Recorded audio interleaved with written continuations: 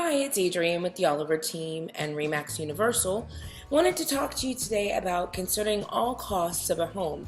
So the purchase price is what a lot of people will talk about, but it's not the only important thing to consider.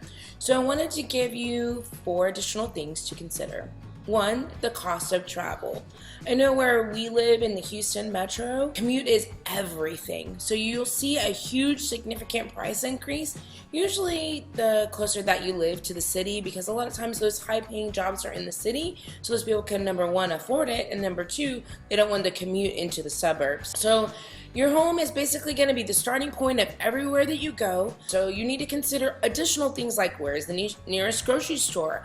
How long does it take to reach other places that you go?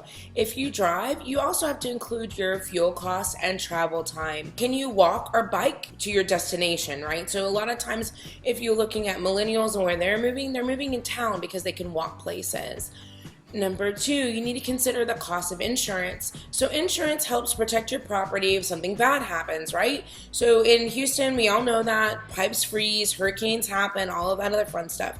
So you need to start looking at the costs of those policies based on where you live. For instance, generally homes that are newer, the insurance costs are less, everything being equal. We do have an insurance person that we partnered with to help you give an estimate of those items if that's important to you as a buyer. Number 3, the cost of living there.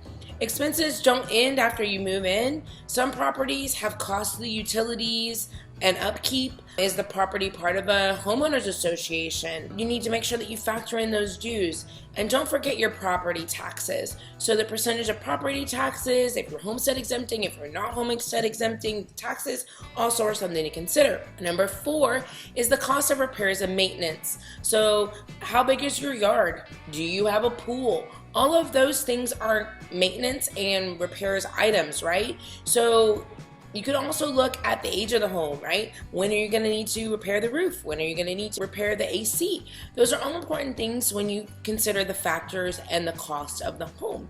This is Adrienne with the Oliver team. I hope that you learned something about additional costs to consider when you're purchasing a home. Thank you and make it a great day.